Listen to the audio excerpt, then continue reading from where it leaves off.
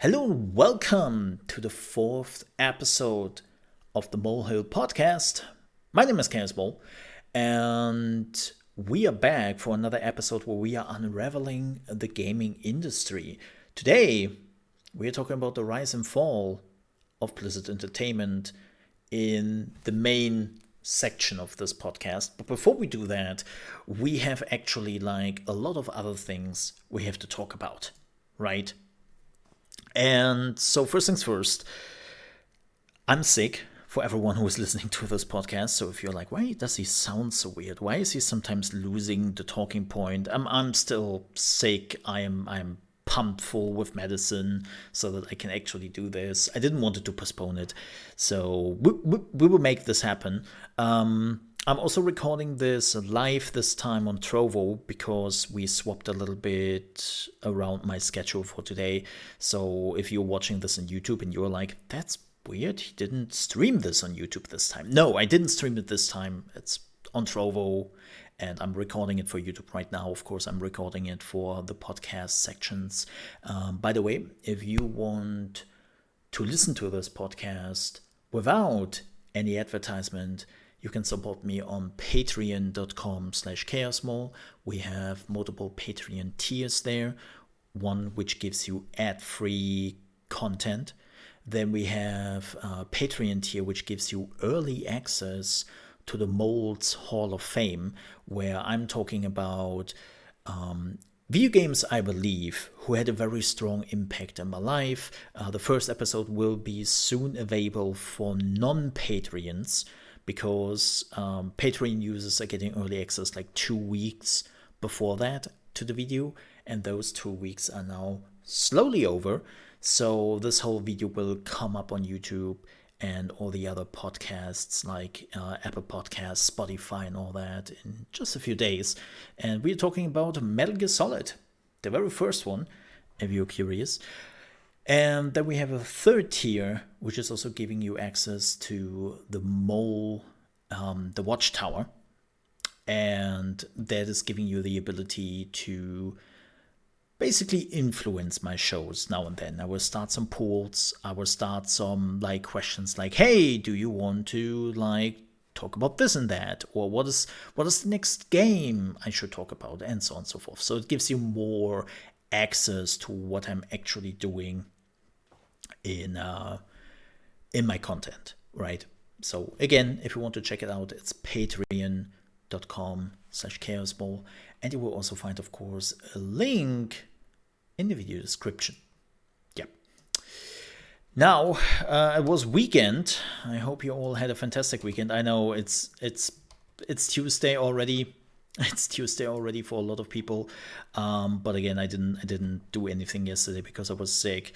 And man, my weekend was interesting. So didn't really do much over the weekend because I was meeting up with a friend, and we did a lot of stuff together over the weekend. And so that was neat to catch up. That was really nice. I did play some Teamfight Tactics, and I just want to say, I am so here when a patch is coming out this week, where they're hopefully, finally nerfing the shit out of Xayah. If you don't know, Xayah is a champion right now, which is nearly in every build combination, and she is too strong. She is far too strong for what she does, and I'm kind of curious because she already got hit by the nerf hammer, but the problem was that they also nerfed a lot of other champions, so the impact on her wasn't as strong as you expected because everyone got shit on. And so I'm really, really just hoping that they are releasing a patch this week and they would just crush her for good. She's in every build. It doesn't matter what you're doing.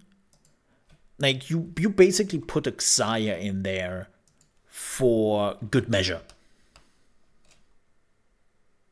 You were just putting her in there for good measure.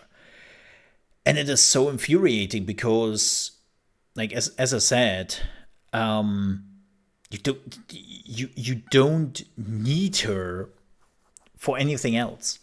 It's like, so yeah, well, I have one slot free. What do I put in there? Oh yeah, you know what? Let's put a Zaya in there. And that's basically what you were doing, and it is so unfortunate because there are some really cool builds out there, but Zaya became too important, and you're just going with her. So I'm just assuming that at some point Riot Games will say, okay, here's a small little patch, and we will break her neck now, because this is the one thing Riot Games hate. Right, like Riot Games is relatively open to certain champions performing, or set pieces, whatever you want to call it, performing pretty well. But if you have a set piece / champion in literally every comp on the battlefield, even when it doesn't make sense because her ability is so strong, then Riot Games likes to over-nerf, then actually take their time to take a decent look at her. But yeah, it's just unfortunate at this point. Really, it really is. So yeah, I'm hoping, I'm here for it. Like, here's the thing: I'm using her in my comps. I'm trying to get away from it because if you have 8 people in your round, and 6 out of 8 people are doing a Xayah build, your chance to get a Xayah is pretty low. But even if you don't necessarily get the Xayah you want, just having one Xayah, 1 star, is a huge power boost, which again is ridiculous, right? Like, I think no other champion can perform as much as Xayah can. And yeah, I'm hoping we are getting a patch. Like, we unfortunately got a patch last week, so that means we are getting a new patch relatively soon. Is maybe unlikely because Riot tends to take their time, at least for like 2 weeks or so. But right now, I hate the meta.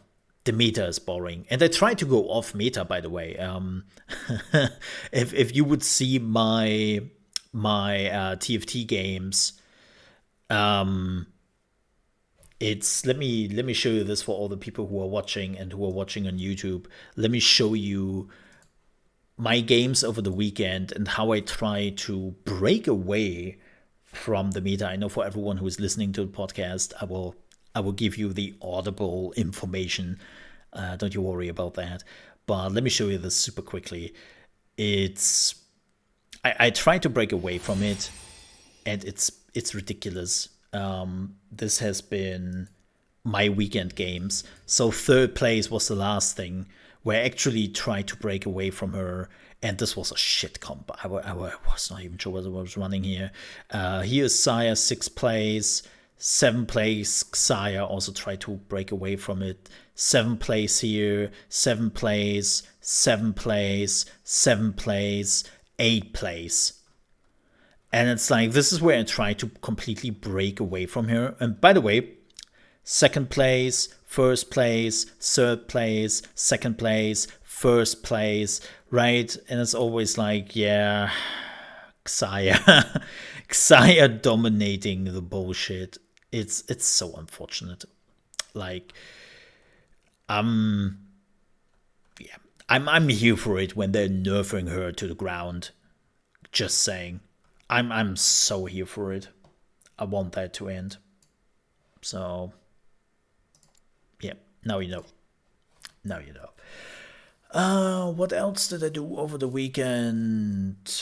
Didn't do much. I came to the conclusion that Outriders Word Slayers. Oh yeah, I haven't talked about this. So I know we talked about this last Tuesday when Outriders Word Slayers came out, but I can now safely say it's not worth the money. Outriders Wordslayer is not worth the money, and I'm really, really disappointed about that. Why is it not worth the money?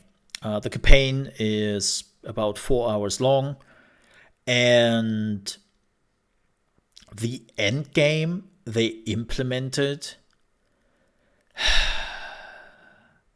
is just the same. Like, it's so they if you don't know the end game is pretty simple in that regard. The end game is like a dungeon where you have always the same bosses, the same enemies, and it's pretty annoying. Like, it's the same thing over and over again. Like, it sounded a bit like when they first introduced the new endgame, that this is like an endless dungeon, like a roguelike, where things are changing around, the bosses are changing, the rewards are changing, like the things are changing. No, it's the same 6-mission dungeon slash some bosses in between there, and it's the same thing over and over and over again. And keep in mind, for 4 hours of campaign and one new dungeon with the same thing happening over and over again, they ask you $35. And I think it's even on sale right now. And I have to say, no. No, that's too much money. Like, you are probably getting 8 hours of gameplay out of this if you only will do it once, if you're not like somebody who is crazily farming best in slot items. But even that is kind of hard to do, because again, you're doing the same thing over and over again, so it gets redundant very quickly. But Mole, what is with the old content where you would go for the drop pods and... oh, it's $40, by the way. Yeah, the game is normally $40. But what is with like going for the drop pods, like from the base game? That's still in. Yeah, but they didn't add anything new to it. And unfortunately, in comparison to the dungeon, the loot is so much more shit. Like, I'm going into a dungeon, I'm opening a chest, and I have like guaranteed like 2 legendaries in there, or sometimes even more, and all like good epics. And in the old version, it's more like a... yeah, maybe you were getting 1 legendary. Maybe. And it's like, yeah. I'm sorry. Wordslayer. Not worth it. Yep. I can now say it's not worth it. Stay away from it. Even if you're a fan of Outriders, wait till it gets down to maybe $15, I would say. And then you can buy it. But before that, nah, it's not worth it. It's just not worth it. Which is really, really unfortunate. It really is. What else? What else did I do over the weekend? I think that was mostly it. I played a lot of TFT.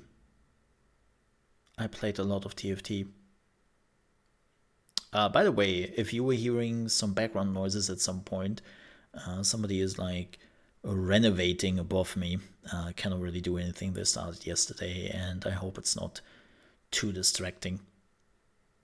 I'm trying to protect you, chat. And for everyone listening to podcasts. What else? Did I do anything else? I don't think so. No, I don't think so. Oh, no. I did one thing. It's kind of funny because we will talk about this in our main topic today. But I played more of the Overwatch 2 beta because I got access to that again.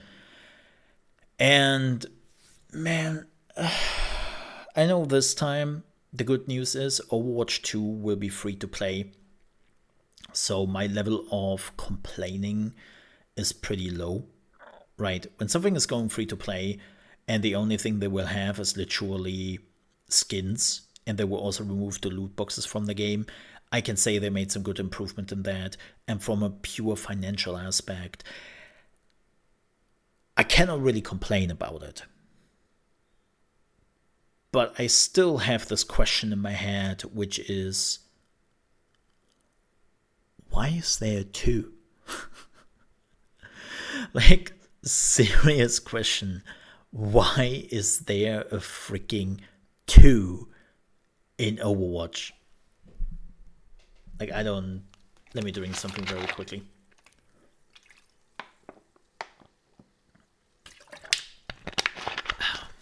I don't get it. It's not Overwatch 2. It's like Overwatch 2.0 or Overwatch Season 1 or something like that. Like, this is a content patch. Like, we got, what, 2 new heroes? We will get 3 in October. And we're getting a few new maps. And they made changes to the characters. And keep in mind, Overwatch 1 didn't get a patch in the last 3 years. So they basically took all the content from which should have gotten into Overwatch 1, put it into Overwatch 2. And I know the big selling point was the single player campaign, but we still don't know how it looks like. We still don't know exactly what it means. And we haven't seen the single player campaign in like over a year, if not even longer. And it's just, yeah.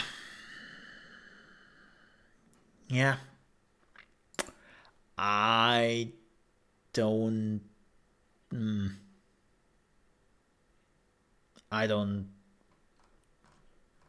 feel good about it. Like, I really don't. Let's have some quick gaming news here. So, good old Ubisoft is in hot water again. Oh, Ubisoft. So apparently they have announced that they are shutting down the online servers for multiple old titles like Assassin's Creed 2, some other Assassin's Creed games, and some other stuff. And in itself, okay, like, let's be real here. Nobody is playing multiplayer anymore, already cares. But they also make it so that you cannot re-download the DLCs. Yep. They will take away the ability to download the DLCs you bought for your money. I was like, oh, goody. And you know what the answer is to all of this? Well, just buy our remaster, right? Because the DLC is integrated into the remaster. So if you want to like experience that, just buy that again. I was like, what? Dude, I already bought for the... What? No. Just no. And, man, Ubisoft, such a garbage company at this point. Just garbage. Yeah, where's the rise and fall video for Ubisoft? There's no rise. There's only fall. No, like, Ubisoft actually had some good moments. Like, back in the day, I always thought that Ubisoft was one of the most innovative middle publishers. And then Ubisoft had this crazy idea that they want to become a juggernaut in the AAA industry. And they were just doing what everyone else did. And they lost, like, every interest and respect in them. Like, the only time where it got rekindled, and I was kind of like, oh, is that the old Ubisoft? No. Innovation? In a Ubisoft game? And that was Anno 1800. Like, Anno 1800 was really this game where for a very, very long time, I was like, Ubisoft is innovating and does something new. whoa, I'm not used to this. What is this? Right? Like, Anno 1800 was one of those games, but then everything else is just the same, like, pile of hot garbage. It's like, it's nothing new anymore. Like, I've been playing a bit of Far Cry 6 in the last few weeks because it was on a sale. I snagged it for $10, right? And I was like, hey, come on, $10. I haven't played a Far Cry since 4, so I thought it would be a good time to revisit. And don't get me wrong, it's fun. But it's one of those open world amusement park games which has no substantiability, and I sometimes actually forget that I have bought and installed the game. Like, seriously. I have totally forgotten about this game. It is so forgettable. It's not bad, but it's also not one of those games where I would say, oh yeah, I played that. I played that this year. I can't remember for the love of it. It's just that. It's unfortunate. It really is. What else do we have? Oh yeah, Soupy. Apparently, Diablo Immortal's first month of earning is nearly 50 million US dollars in just 30 days. For a mobile game, which probably did cost them $500,000 or a maximum of $1 million, that is pretty good return. And that's just the tip of the iceberg. I'm pretty sure they will make double of it in just a few months. And, well, the only thing they had to do for it is killing off the last bit of reputation they maybe had somewhere in between their scandals. So, yay. Yeah.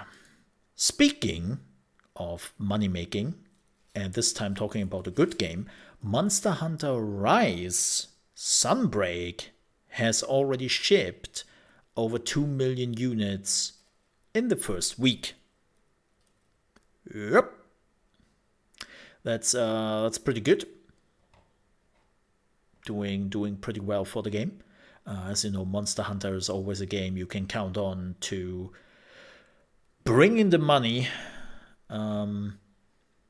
especially since it also came out on the PC at the same time, and a lot of people like to play Monster Hunter on the PC. This is pretty good for them, which is it's hilarious to watch every time when Monster Hunter is finally coming to PC and it does really, really well. You have probably a lot of like Capcom executives being like, Nani? Do you see that? Why are PC gamers loving like Japanese games? What's going on here, folks? It's like, what? Where have you been? Like, they are probably always so surprised, and I love it. Like, you might say, well, that's a weird thing to say. No, please keep in mind that Japan has a weird history with the PC and PC gaming. For them, because of like social traditions and all that, they like to keep work and entertainment separated, right? And for them, you work on a computer, you work on a PC, you play video games on a console, because PCs were designed for work, consoles were designed for gaming. That slowly changes with the younger generation, because the younger generation is coming in and it's like, hey, we love PC gaming. What are you talking about? But especially like the older population in Japan has still this mindset of, you're not playing video games on the PC, you're working on a PC. And so the West is, of course, completely different in that regard. And you see Japanese publishers still coming, bringing their games to the West and being just completely blown away by the reception every time their games are getting on the PC market, and they are literally just like, what is going on? They're flabbergasted. They're absolutely flabbergasted, right? And that's wholesome to watch, right? Because it like opens up their eyes to what is going on, and it's always like this, oh, they're finally getting it.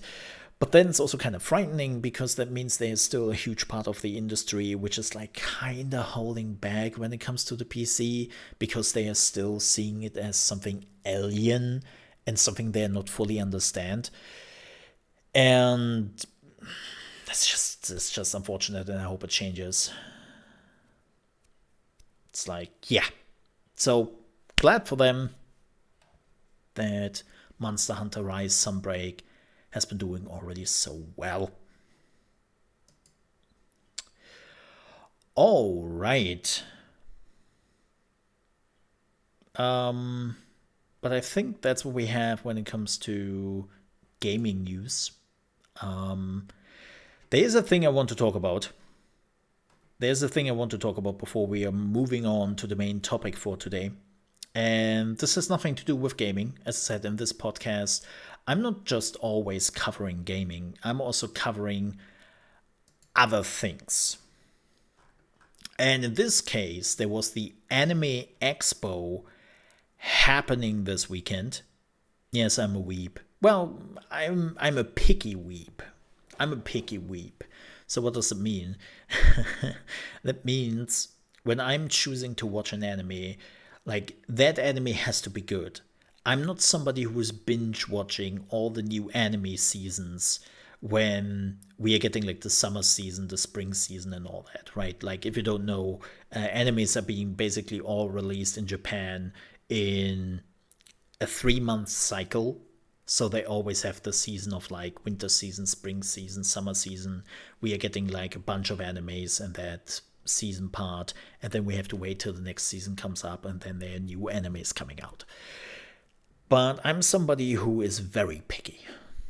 I have sometimes seasons where I don't watch a single anime, because I'm super picky.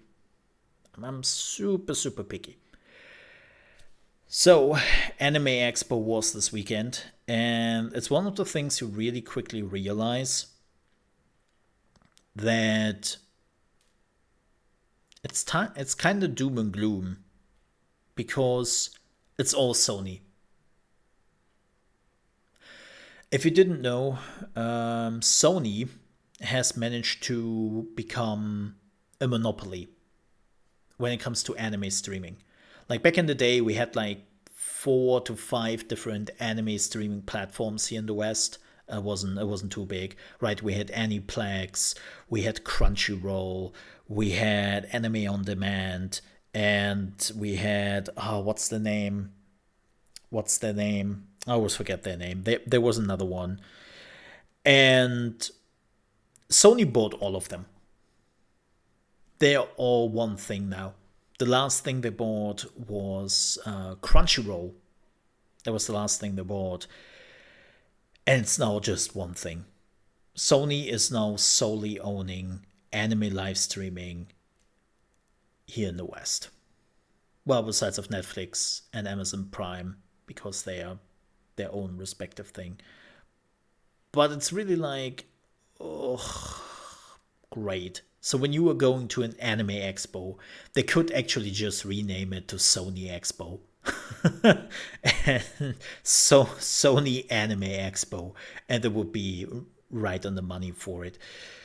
But they had like a lot of announcements on the Anime Expo. Right, Overlord 4 is airing today. The first episode of Overlord 4 is coming out today, which I'm looking forward to. I think Overlord is pretty great. They also had some like bigger announcement, like Mob Psycho 100. The 3rd season got revealed, their epic new key art plus the opening song. And then they talked about 2 things which I want to talk about very briefly. So the first thing is something which was announced just a few weeks ago, and we finally got the first trailer of Dash, the Stampede, is coming back and has its own new not its own enemy, but it's Trigun. Trigun is back. Trigun Stampede is what they're calling it. They released the trailer. I will not show the trailer here because, man, copyright. Like when it comes to like anime, yeah, copyright is pretty bad, even trailers. But the trailer was good. Oh yeah, Funimation. Thank you, by the way, for people reminding me. But the trailer was pretty great. CGI anime. Unfortunately, they are going their path. There were a lot of big spoilers in there. Like I still don't know what this is. Like they haven't really explained to us yet what Trigun Stampede is. If it is a prequel, sequel, or even a reimagination. And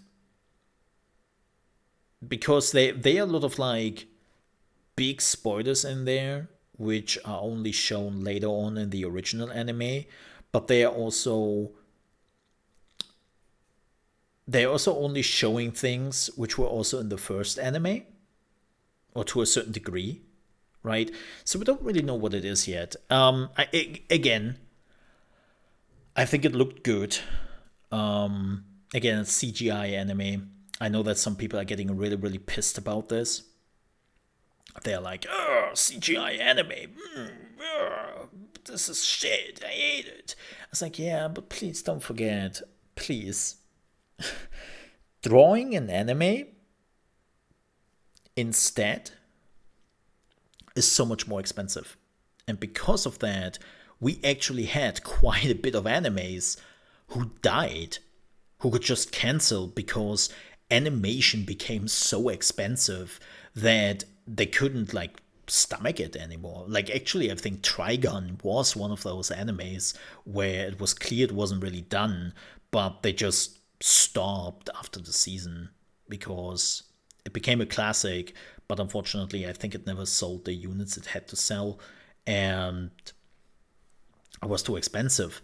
Speaking of expensive, one of the animes which they also showed the trailer for and which was falling under it, which I'm looking really forward to, is Bleach, the 1000 Years Blood War. Bleach got cancelled because it became ridiculously expensive to make an episode. I think they had an estimate at some point, but it would cost around $500,000 per episode to like make one.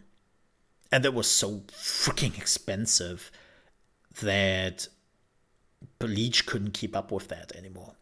But yeah, Bleach is getting a new movie, The 1000-Year Blood War, it's called. And it's basically Bleach against Nazis. Like, yeah, just against Nazis. It looks really good. It is, by the way, not CGI. Bleach is all hand drawn. And it looks really, really good. Again, I cannot show it because copyright of anime trailers or anime in general is a bitch. Yeah. So it looked really good. And the good news is that Bleach is also getting a new season in October. They're finally getting there. It gets a new season, and we will see how it goes. I think the problem with Bleach was, so if you ever wondered, should I watch Bleach? Yes, Bleach is really good, but please do yourself a favor. Watch it with a guide, with an episode guide. Because what Bleach did is they had their season, and Bleach became so successful that in between the seasons, I think it was the publishing studio who always wanted to have Bleach running. But of course, the animators and all the creators were still working at the next part of the new season. So what they then did, they had like another animation studio who was just doing off-shot seasons. So basically, in between the main seasons, they created completely loose stories with completely new characters and with completely new story parts. So what sometimes happened is you came up at the end of, let's say, the first season. You're at the end of first season. You have this big preparation of a boss fight. Like everything is getting ready. Everyone's screaming at each other. And it's just like, oh wow, holy shit. Here we go. But it's the end of the season. So when the next episode starts, you are not watching that epic boss battle unfolding. You are watching a complete new story beginning. Because it was the off-season season which was coming up. And you would be like, what? What happened? Who are these people? Where's the fight? The city was destroyed. Millions of people dying. What's going on here? Why is everyone happy back to school? And you just realize, like, I had to look it up. It happened to me the first time because I didn't take an episode guide with me. And so I was just watching it in order. And man, that was confusing. I had to look it up. And yeah, as I said, if you ever watch Bleach and you just follow the main story, take an episode guide so that you can just follow the main story. And yeah, it seems like this time we will not have that problem because Bleach isn't successful at all anymore. This was also probably one of the reasons why Bleach stopped to exist. Like, yeah, it didn't make the money anymore. But Bleach is really good. Highly, highly recommend Bleach. It's one of those shonen animes where I like the characters, all of them. There's barely a character I don't like. What I don't like is what they did with, like, the main character's Ichigo, right? Ichigo is the main character, with his friends. Like, they were basically introduced as secondary characters, but they would always be at his side, and they would be like, they would be the team. And then in season 3, maybe, they decided to just forget about them. It's like, oh yeah, remember his friends, which were fighting with him all the time? Yeah, forget about them. They're not important anymore. It's like as if, let's say, One Piece would just, after all those seasons, get rid of the crew around the main character. What was his name? Monkey D. Luffy? Ruffy? I always forget. Sorry, I've never really... Well, I have watched One Piece, but not too much. But just think about it. They would take the crew and throw them out of the window. And would be like, okay, forget about them. That's what they kind of did in Bleach. Which I wasn't too mad about, but because they replaced them by pretty badass characters, like all of them. But it's still kind of weird when they're building up those characters over multiple seasons, and then the next episode they are like, his friends? Back to school. Just don't think about them too much. They're just back to school.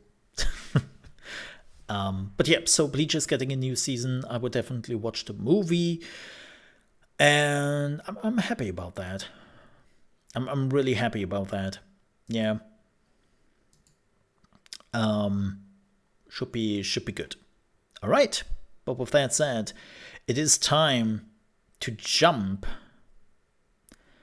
to our main topic of today. The rise and unfortunately fall of Blizzard Entertainment. Man, Blizzard has a long history. And sometimes people forget how Blizzard Entertainment started, how the game started, and where they came from. And it's really unfortunate because I think Blizzard today only exists in name. Like all the names who made Blizzard what it is today are not there anymore. They have left the company many years ago and just made Blizzard a kind of lifeless husk, which is unfortunate. And one of the reasons for that I sometimes see popping up is saying, oh yeah, Blizzard, it's because Blizzard got bought. If Blizzard would just have stayed independent, they could have been like the flagship studio they always wanted to be, and they still would be like in command of their own path. And it's like, Blizzard was never really independent. Blizzard Entertainment was owned by some company since the early 90s. Like, I kid you not. A lot of people just sometimes forget that. And Blizzard's owners have changed a lot. Like, they even got owned at some point by a shady car dealer. Like, I kid you not. You can read it up.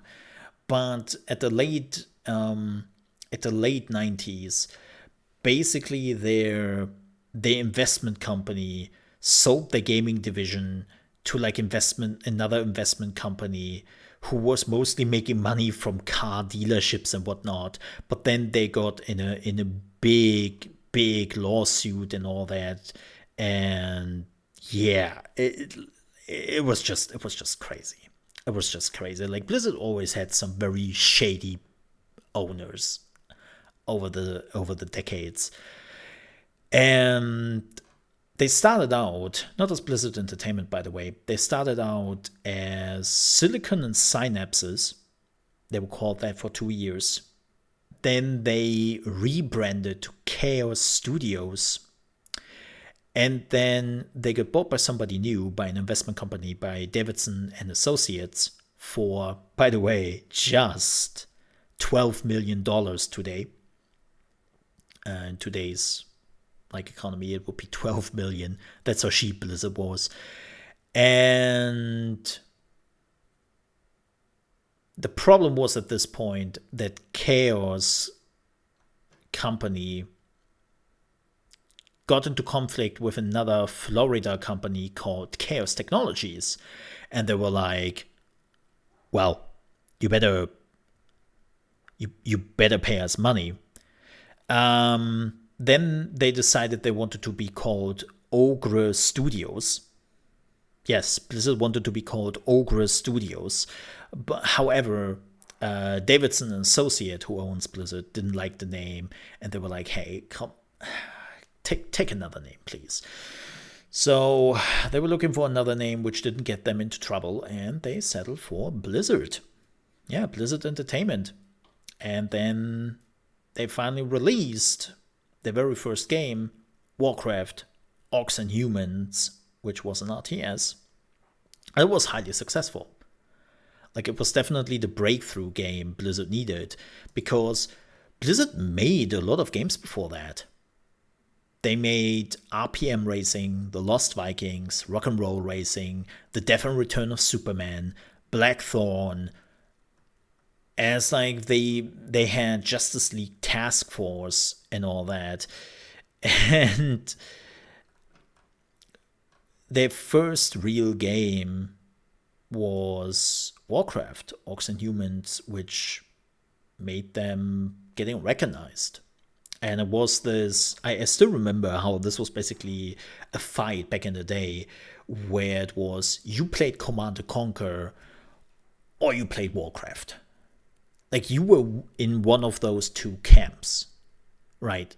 Like you be a Warcraft player or you would be a Command & Conquer player when it comes to RTS games. That was 1994, 1996. And it was just interesting to see. So Blizzard was doing pretty well. And then they released their second big game with Warcraft 2, Tides of Darkness. And this was the first game where Blizzard really showed what Blizzard can do best. Listening to feedback, listening to what other people have to say, take a critical look at your own games and improve on them radically. And if you're like, what? Are we talking about Blizzard? Yeah, believe it or not, those were one of their cornerstones. Listening to feedback, listening to what people have to say, have a critical look at your work, improve on it, radicalize like some of the already established systems and completely rewire them.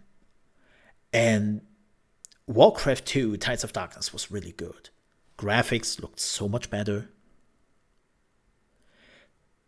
Like completely improved new factions with orcs and humans still. Like now the humans had the dwarves, they had the elves, they had some, well, U-boat turtles and crazy stuff.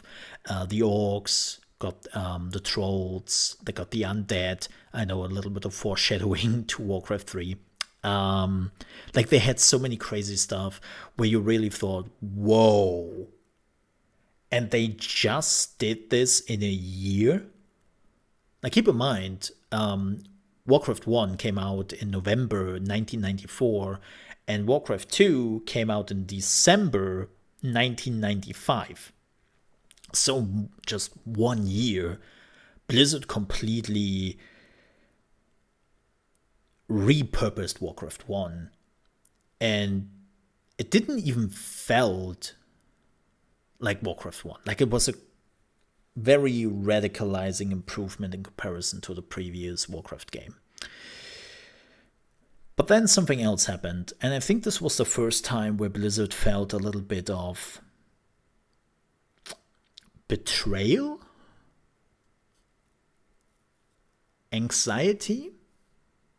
I don't really know, but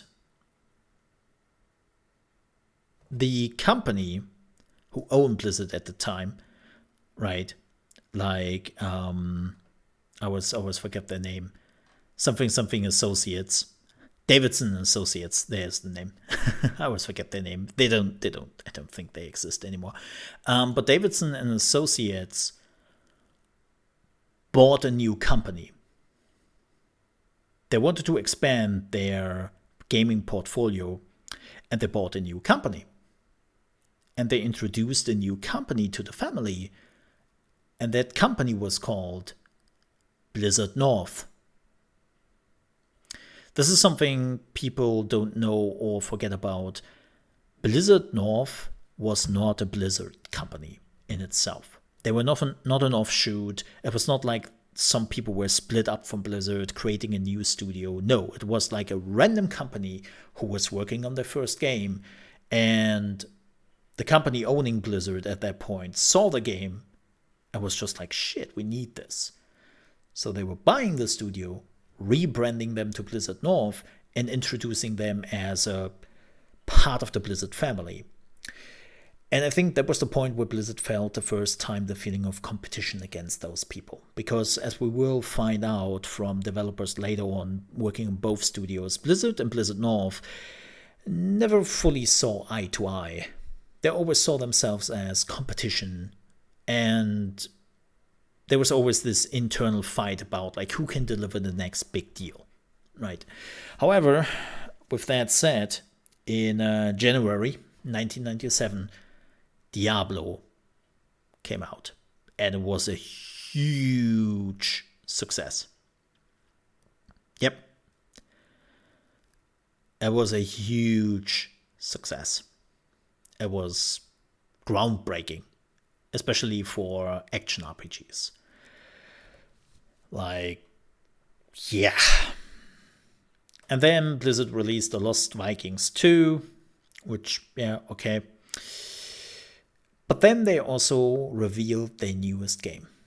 Because Blizzard was pretty good in the high fantasy area, they was completely lacking a good game in the sci-fi universe. And they introduced StarCraft. And boy, oh boy, was that a joke. No, seriously.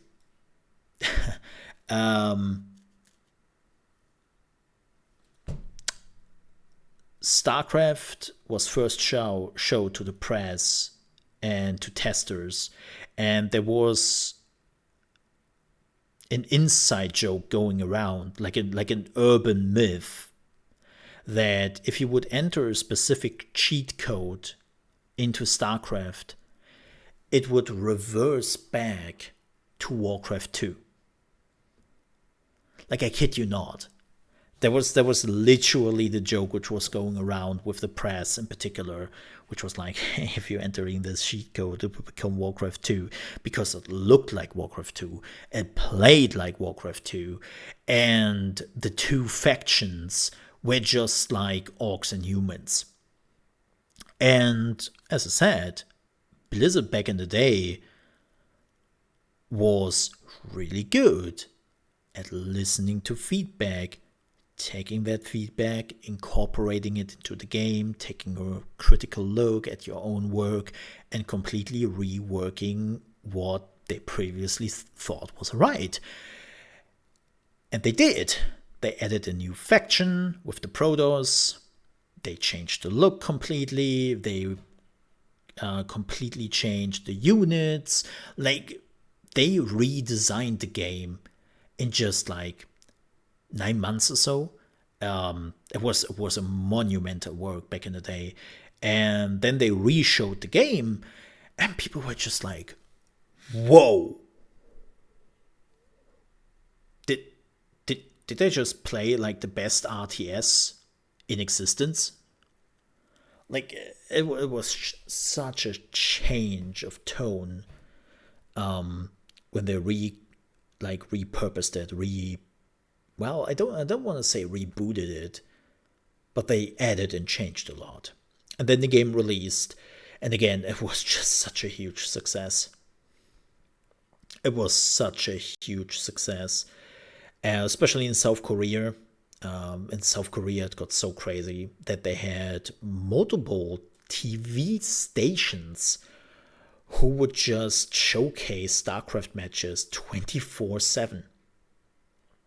Like, as some countries have like tons of news channels which are running 24/7, South Korea had that in StarCraft. And they were immensely successful with it. Like, and you always thought like, nah, they cannot really top that. They cannot really top that. The crazy thing is they did with StarCraft Brood War, which was then the expansion, and it just catapulted StarCraft forward so much because it became like an even better game.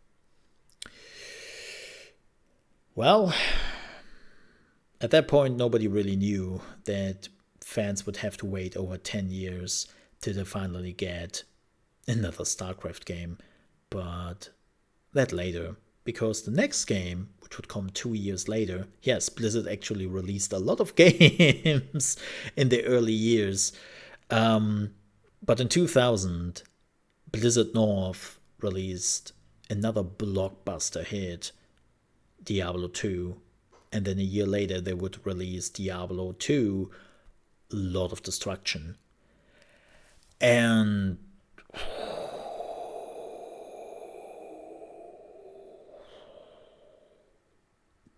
What a game. What a game. Like, Diablo 2 completely revolutionized how action RPGs should play. Like, they introduced so many of the system we are seeing still today in action RPGs, and it was such an amazing game. Like, even the base game was really good, even though people struggled a little bit to find the end game in it. But Lord of Destruction completely changed that, and people found so many end game activities they could do. The good old cow level, which Blizzard, not Blizzard North, but Blizzard then later on would make so that you can only do the cow level once and then never do it again. Like, horrible. Like, Blizzard, we will talk about that soon, but when Blizzard took over, they made the game worse, in my opinion. But again, we will talk about that in a few. But yeah, Diablo 2, massive success, absolutely huge, and just crazy good game. And then 2 years later, we would get, I think, the pinnacle of what Blizzard was capable with RTS games. And that was Warcraft 3, Reign of Chaos. And then a year later, The Frozen Throne. The game was absolutely groundbreaking. To have an RTS, but at the same time having an RPG combined in one game and make it work. Absolute milestone. Like, nobody has ever seen this before. And I know. It's a bit awkward that Spellforce was just a little bit later. Like, I think that was kind of a bummer. Like, Warcraft 3 was so successful that when Spellforce, The Order of Dawn, came out, a lot of people just saw Warcraft 3 in it, and they were like, Warcraft 3 is better. And because it was first, but Spellforce was really good, it was just a little bit too late to the party. That's how it sometimes goes. But yeah, Warcraft 3. And keep in mind, Warcraft 3 and the idea of having a strategy aspect to it and an RPG aspect to it would pave the way for MOBAs. Like, if you're wondering, like, where did MOBAs actually come from? Warcraft 3. Yeah, we could argue that technically it was StarCraft, but Warcraft 3 had so many integrated systems that, no, it was Warcraft 3. Like, their inventory system, their talent system, right? Like, how the leveling process was working. Like, Warcraft 3 has so many integrated systems which are still in most of the MOBAs today. The 6 item slots we see in Warcraft 3, right? Like, having the jungle experience where you have to kill like creeps in certain jungle areas to get like extra XP, having like different wave enemies coming in and all that, improving your character, like all those things were born in Warcraft 3. And Dota, of course, was the first big mod who became so successful, then it became Dota 2 as its own spin-off, and that's still like the second biggest game on Steam today. You're going to Steam, and right now 588,000 people are playing Dota 2 at the same time. This will only be topped by Counter-Strike. But Dota 2 is still huge. League of Legends is crazy successful. They have so many players and so many spin-offs games now. Like, Warcraft 3 paved the way. And then Blizzard would try to do their own MOBA, but we will talk about that a little bit later. And at this point, I think everyone just thought, you know what?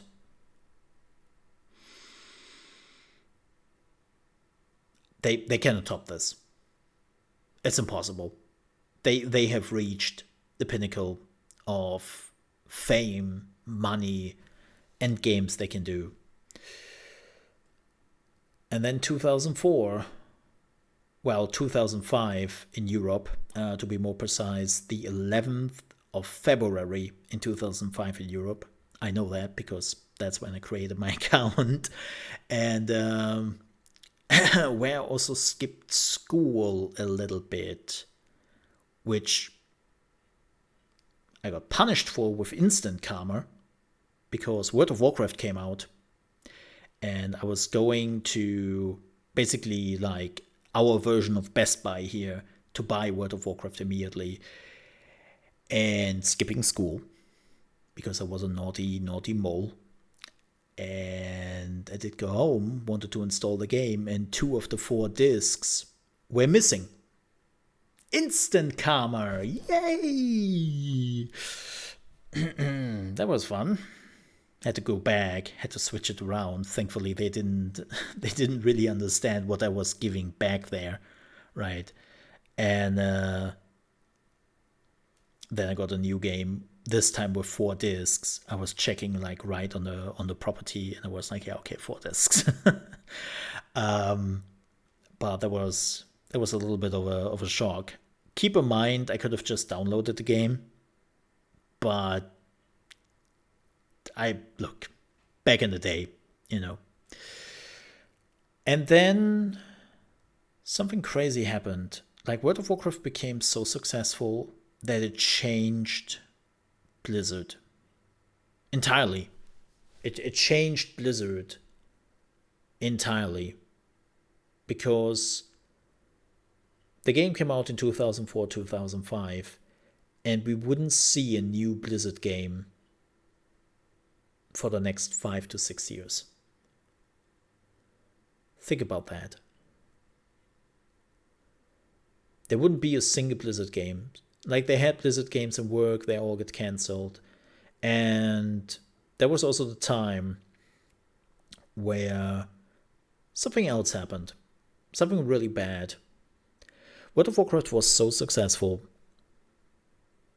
that the investment into the game was huge.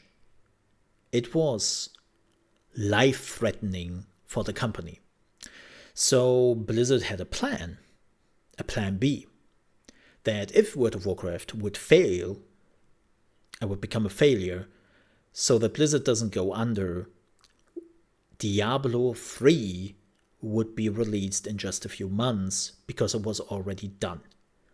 Blizzard North has been working in secret on the next installment of Diablo. And it was ready. Like, they just had to do some bug fixing, some testing, and then just a few months after World of Warcraft, if it would have failed, they could have thrown out Diablo 3. Well, as we all know, World of Warcraft didn't fail, and Blizzard killed Diablo 3. And even worse, they were closing down Blizzard North. And they were telling the developers, hey, we close you down, you move over to Blizzard, you come over to us, and you work on World of Warcraft. And funny enough, it didn't work. Most of the developers showed the middle finger to Blizzard and did go off to do their own things. 2 of the most notable studios would be flagship studios, who would work on the infamous Hellgate London. Yeah, that existed. And the other one would then go off to create their own studio and create Torchlight. Yep. That would be... And also some people would do ArenaNet. Like, ArenaNet was another thing which was splitting off there, and then they were working on Guild Wars and all that. But they lost a lot of talent through that. They lost a lot of talent.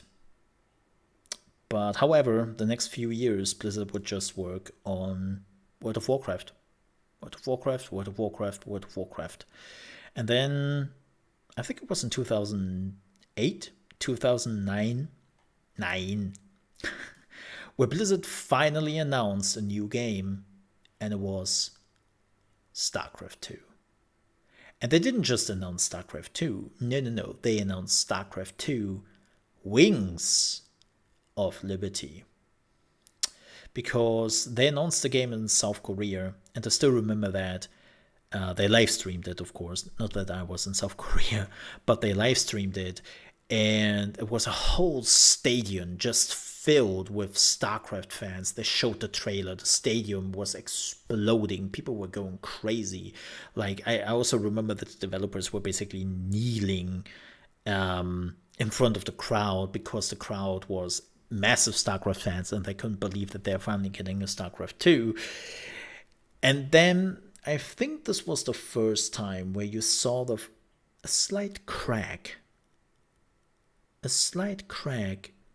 in Blizzard, because two things happened.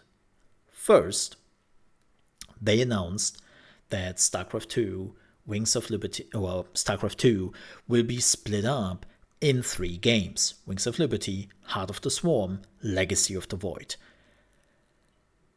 And people didn't take that kindly. Like, it wasn't like that people booed Blizzard, but it was more of those, we are splitting up StarCraft 2 in 3 parts. And the crowd was like,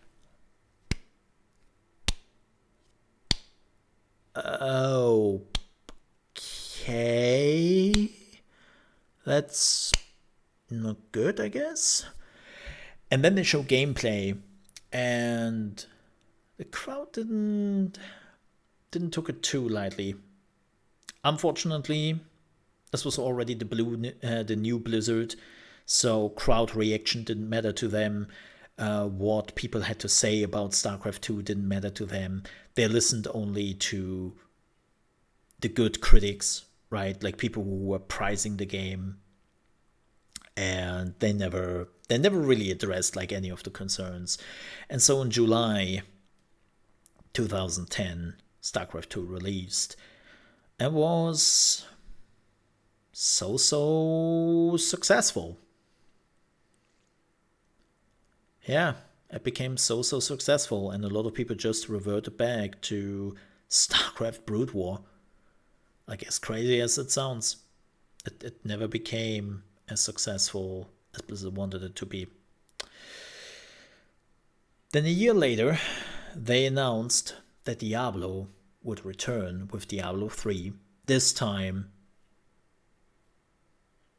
completely developed in-house at Blizzard. This would be Blizzard's first Diablo game. And a lot of people didn't know that because they never knew the difference between Blizzard North and Blizzard Right. And so Diablo 3 came out, and it was a huge commercial success. But it was an absolute failure in gameplay. Like, they had internet issues, people couldn't play a single player game, and the very infamous auction house got introduced. If you have never heard of it, there was 2 auction houses. Auction houses? 2 auction houses? Something like that. There were 2 of them in the game. One where you could sell and buy the items for gold, which was already like debatable. But then there was also a real money auction house where you could put in like your items for real money. You would get the money, and Blizzard would get, what was it, like 25% or 30% of the money you made? Which, there were actually people who defended that bullshit. It's like you go into a casino, and every time you win something in the casino would take like 30% of that win. That was basically what this was. And keep in mind, the house always wins, right? Like, people forget that sometimes. So there was a developer who could control the odds of an item on a daily basis, and people were okay with that, buying and selling it for real money. And that nobody even thought about, like, the manipulative things you could do here was really telling sometimes. And Blizzard always said, like, no, like, we would never do this. And this is really just like another thing, how we can make some extra money and we can put that into development. We would never, ever interfere with the drop system and the loot system in Diablo 3. And no, people are imagining shit. Then Reaper of Souls came out, the expansion, and they completely resolved the auction house. It disappeared, and the patch notes they would release for the expansion would completely revamp the loot system. Like everything in it was completely changed. Nothing stayed the same. It was multiple pages long of patch notes just talking about the loot system. And like Blizzard basically showed themselves, like, they dealt their hand, and you could see that they lied to you the whole time. And it was like, yeah, this is what everyone said. They were liars. They were absolute liars in that regard. And I think this was the very first time where I lost a lot of respect for Blizzard as a whole. Then 2 years later, they released Hearthstone, which was their digital collectible card game. It was celebrated at the beginning as doing something really new and not trying to be just another Magic clone. But I think always that they have lost themselves a little bit into how can we make more money from the people. And unfortunately, also the skill ceiling in Hearthstone was pretty low, and it came down to RNG most of the time. But it's a fun game, people love it, and it's still successful. I think that was actually one of the games where you had the feeling, at least, that Blizzard came back to their roots of trying something new. Speaking of trying something new, Blizzard released Heroes of the Storm. Their MOBA. Or, well, not a MOBA. They always try to call it something else because they didn't want it to be associated with all the other games. They tried so hard to not be counted as a MOBA, even though they were. And like Heroes of the... I could talk for hours and hours about Heroes of the Storm. I have too many hours in that game because I actually played it quite religiously for a while, even though I hated it. But when you came to the terms with it, like really not treated as a MOBA, Heroes of the Storm was not bad. The problem was that Blizzard just couldn't decide what this game was meant to be. Like, they introduced so many heroes which would never work in the MOBA format, but they also tried desperately to introduce Heroes of the Storm as an esport game.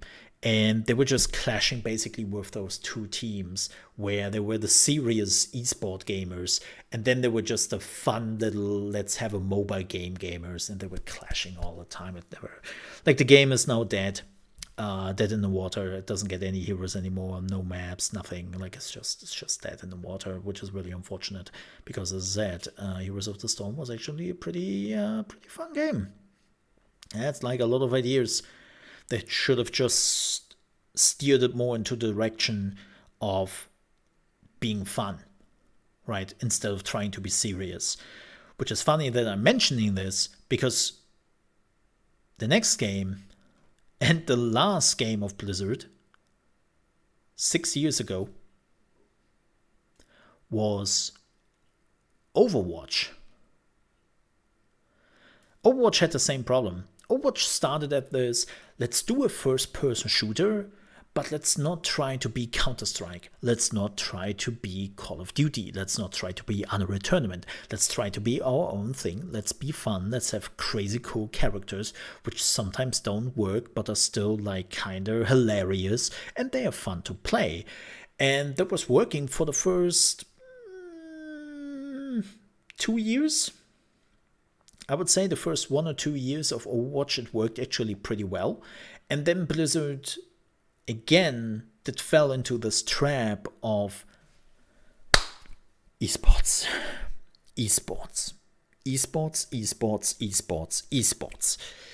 And they made a lot of changes to the heroes. A lot of people lost the interest into the game. They lost the fun with the game because it basically became balanced around tryhards and esports. And I think that was one of the biggest mistakes they ever did. Like, every hero needed a certain niche where they could fall into. They like had to do like certain combinations. They wanted to have exciting esports moments when certain heroes were clashing. They designed all the maps for the esports format. They became less interesting and really felt more like the next Counter-Strike copy from the layout, or if you would look at it layout-wise. As just Overwatch fell into this trap, and it fell so much that it basically died out. And only hardcore people were still playing it. So they announced Overwatch 2. And Overwatch multiplayer would basically stay the same, which it did. I've been playing the Overwatch 2 beta again. And as I said earlier in the podcast, that is exactly what happened. Overwatch 2's multiplayer still plays the same. But then they also announced that now Overwatch 2 will have a campaign mode for PvE players. So the deal was pretty clear here. Campaign mode for the people who want to have fun, and PvP for the people who want to take this serious. I was like, you know what? I can play multiplayer without taking shit serious. Like, that multiplayer PvP always has to be associated with esports competitive is such an unfortunate look on what PvP can be. Like, where's the fun in that? Right? It's always like, oh, you are playing PvP? Well, then you are a try-hard, sweaty esports player to come. It's like, no, I'm not.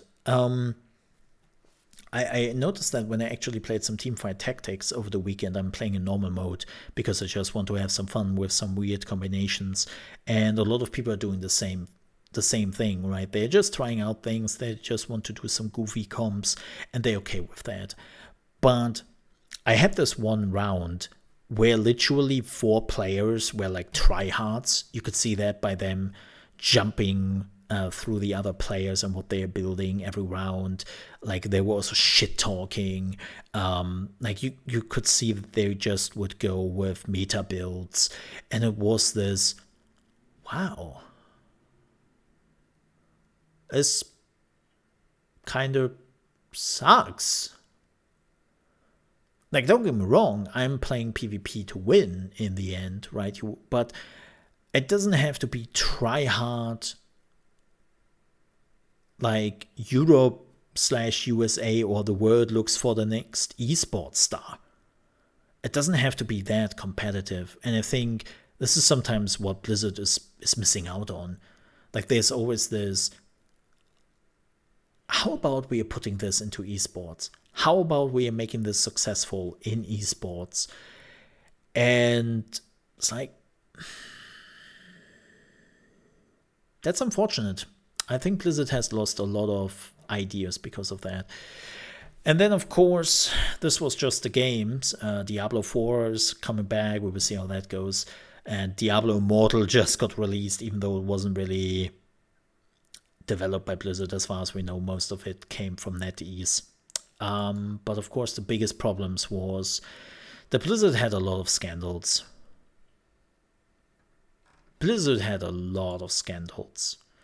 And I think the last internal issue which broke the old Blizzard their neck was Project Titan.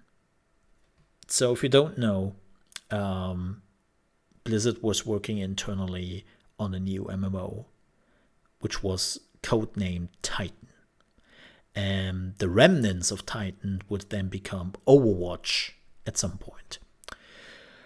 But so people have been talking about what Titan was, and even Blizzard opened up a little bit. But the idea was there was a day and night cycle for Titan, and the day cycle would be The Sims.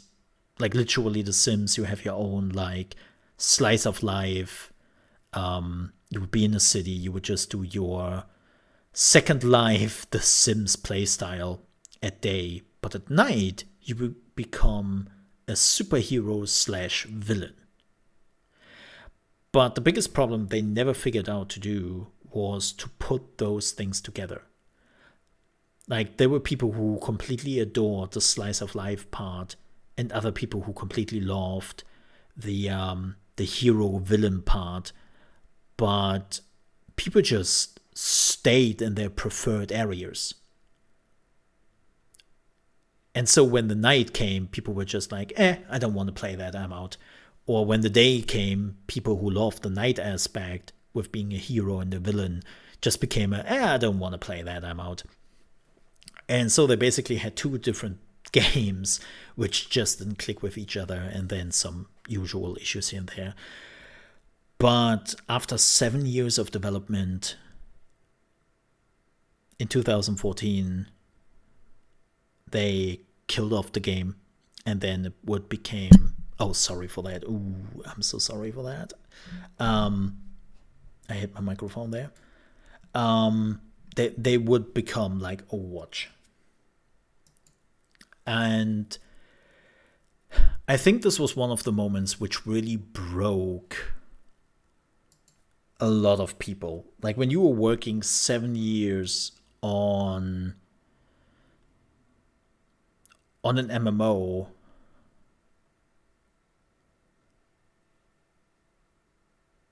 then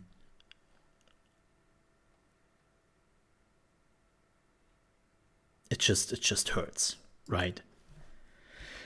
And so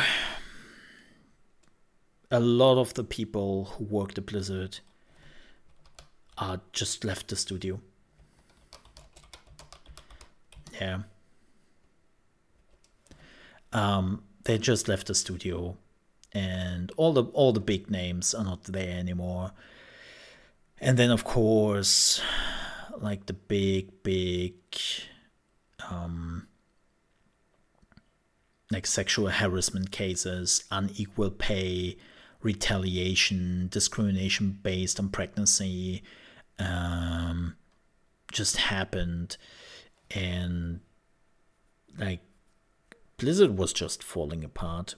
But this is, I think, what we are seeing now with all those harassment and other issues going on at Blizzard. I think this is really just a fallout of years of becoming a completely different company, but still having the remnants of the old company lingering around. And you have basically two cultures clashing with each other and never really know what they wanted to do next. Like Blizzard, again, I think Blizzard is a wonderful example of studios are not made up by companies, they're made up by people. Artistic people who have a vision, who want to bring this vision to life. And when those people leave, then it probably means that a part of the company is leaving with them. And Blizzard had so many creative people just leaving because they felt like they were not part of the company anymore, that they wanted to go out on their own. That the Blizzard we are looking at on or at today has nothing to do with the Blizzard which gave you Warcraft 3, which especially Diablo, right? Like, I always say Diablo 3 is basically Diablo 1 for Blizzard because they have never worked on Diablo. Of course, people would point out that Activision has a huge part with this when they bought Blizzard. And, well, yeah, they bought Blizzard when Vivendi Universal just wanted to get rid of them. Vivendi Universal wanted to get out of gaming, and basically the devil came around and was making them an offer they couldn't refuse. So Bobby Kotick then got Blizzard and everything Sierra related, which they never utilized. Here's the thing.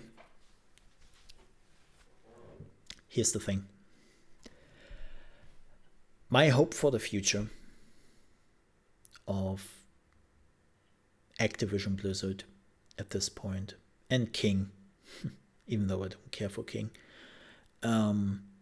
is that they are being soon owned by Microsoft. Bobby Kotick has to leave, which he will fight with tooth and nails not to, because he's making so much money out of the company. But I'm really hoping that Microsoft has the bigger power and would just kick that bastard out of the game. And I hope this will also bring talent back to Blizzard, and that maybe in 5 years, 8 years, we might actually get a little bit of the Blizzard back we had back in the day. I really, really hope so. Because right now, Blizzard for me is just another gaming studio. And the memories I have of Blizzard are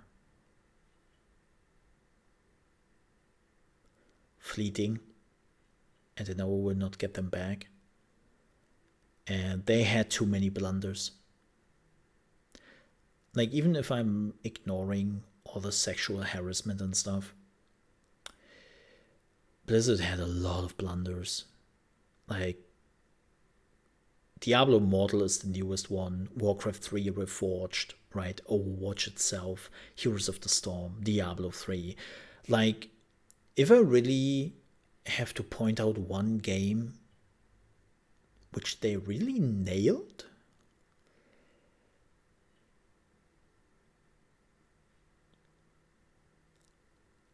I can't come up with a single game since World of Warcraft. I can't. Because every time they screwed something up. And yeah.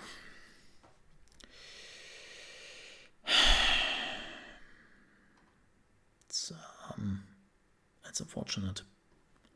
It really is. But yeah, I'm hoping that they, with Microsoft, in 5 to 8 years, will be able to recover. That would be nice. With that said, we are at the end of our main topic and at the end of this podcast. Thank you so much for listening. And thank you so much for watching. If you're watching this on YouTube, I was mostly listening because there was nothing really I showed. But thank you very much. If you want to listen to the ad-free version of this podcast and also want to get some other benefits, plus want to support me directly in what I'm doing here, you can find me on patreon.com/chaosmo. So thank you very much for the support there. You will find a link in the video description. And I will be back on Tuesday next week with our next main topic and other things we have to discuss. With that said, Thank you so much for watching. Stay safe. And I hope to see you next time. Bye-bye.